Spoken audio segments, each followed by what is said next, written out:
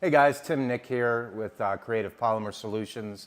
I am the Senior Product Manager over the roofing division for Creative Polymer. I've been with them almost 3 years.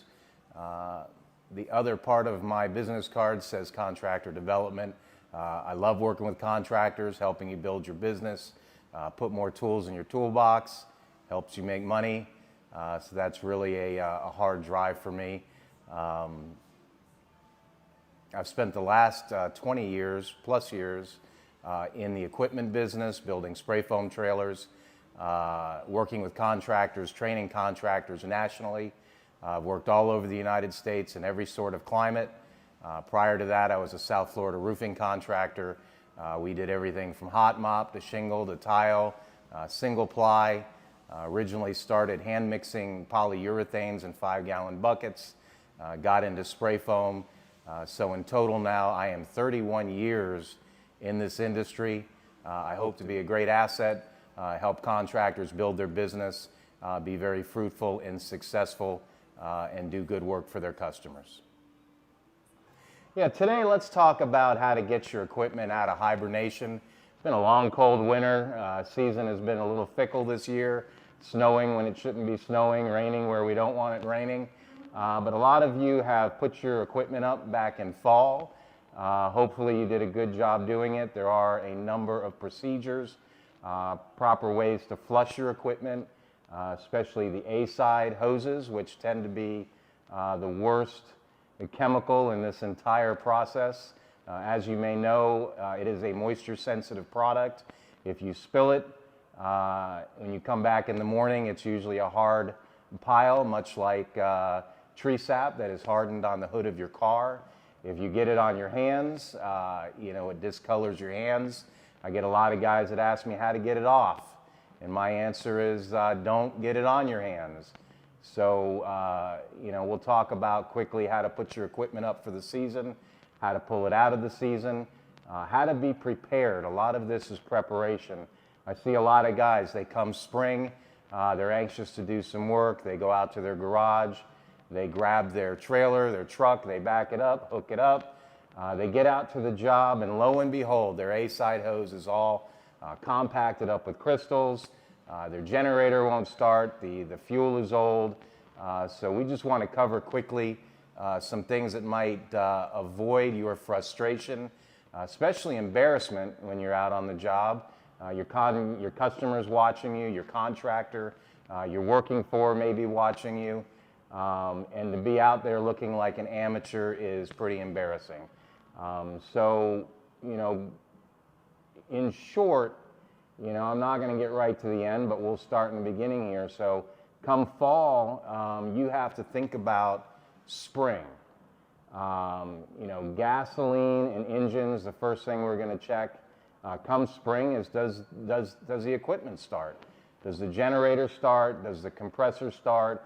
Did you leave fuel in there that is now gummed up in the carburetors or has just gotten old?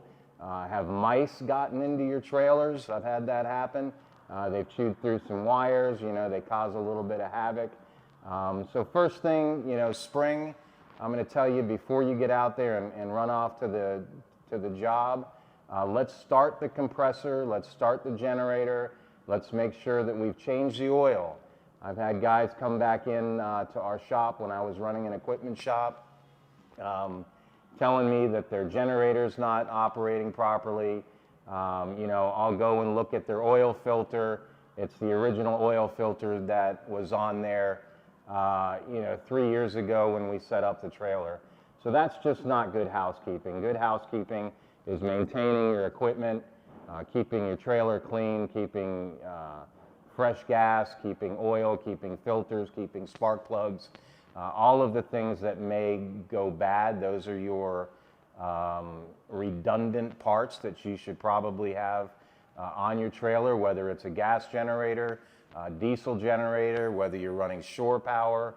Make sure you have breakers, the proper breakers to plug into breaker panels. Again, safety is the utmost importance.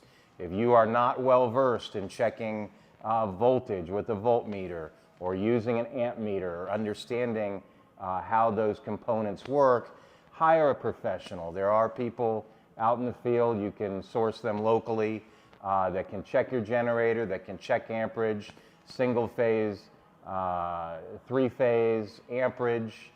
Same thing with compressors. Once you've checked your generator and compressor, I usually move on to the machine. If we have not flushed the A-side hose in fall when we put the machine up, there are a number of chemicals. We have a great tech team. We have 3-4 guys that if you called Creative Polymer Solutions, we could connect you with one of our tech team support group, and they would be happy to walk you through how to flush that machine, what to flush it with. So again, come spring, when it's time to go to work, you're not there fumbling around with your machine, not making money, sitting in a field or in somebody's driveway trying to get your equipment to run. I would tell my contractors this, and again, I'm 31 years in this industry. I've trained at least 500 or 600 contractors in this country. It's like owning a race car. If you own a race car and you know you're going to race on Sunday, start that vehicle on Wednesday. Start it on Tuesday. Make sure the carburetor's adjusted. Put it on the horsepower meter or whatever it is you have available. Make sure that it's running right, because you're not going to get out to the racetrack on Sunday and win if your car doesn't start. So it's the same thing here, guys. Take care of your equipment, maintain it, check it. So the first thing, again, I would check on the machine. We're going to open the A-side hose. If you've put it up properly, you should have that same flushing fluid in that hose. It should come out clear without crystals. You can always circulate the material. Again, our tech team would be happy to talk with you about that, how to do that, what proper procedures, what safety procedures, precautions, protection equipment, gloves, suits, eye protection. These are caustic chemicals. They can burn your eyes. They can affect your respiratory. And these are just things that we want to make sure that we protect you from. So we're going to check that A-side hose.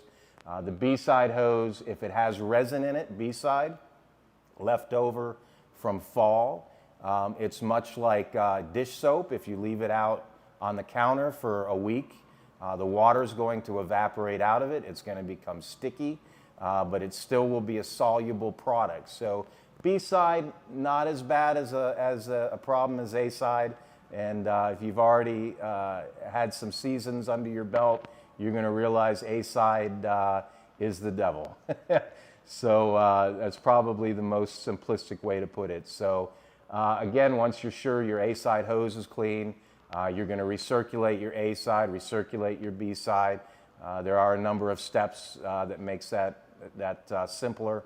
I would normally pressure up the machine, put a gun on it, make sure your gun is clean, spray some foam. You know, we've touched on some of our blogs on our website, on the AccuFoam website, accufoam.com and ruggedcoatings.com. We've touched on a number of blogs on ensuring and assuring that your chemical is still within processing season. A lot of companies, and I'll be truthful about this, they'll put 6 months on the can, and that's just a point that they pick that they feel that the material is going to be best used by. So if you've got foam that's 7, 8 months old, don't go pouring it in the ditch or out in the lake or trying to dispose of it. Find a legal way to dispose of it if it's old, but it probably still will spray. Again, one phone call into Creative Polymer Solutions, we can have somebody from our tech team assess the quality of that product. We keep batch numbers, we keep retains. We could always go back in the shop and respray it. Even if it's 6 or 8 months old, if we've got 8-month-old material, we'd be happy to do that for you. We want to make sure that you're successful. Again, we want you to win that race. We don't want you sitting on the sideline with a rig or a car that won't start. So again, you know, this information we're happy to share with you. It's free of charge. You know, we just want to be part of your team, help you be successful, help you grow. If you have any questions, please call Creative Polymer Solutions. We're in Birmingham, Alabama. I'll be happy to work with you and answer any questions.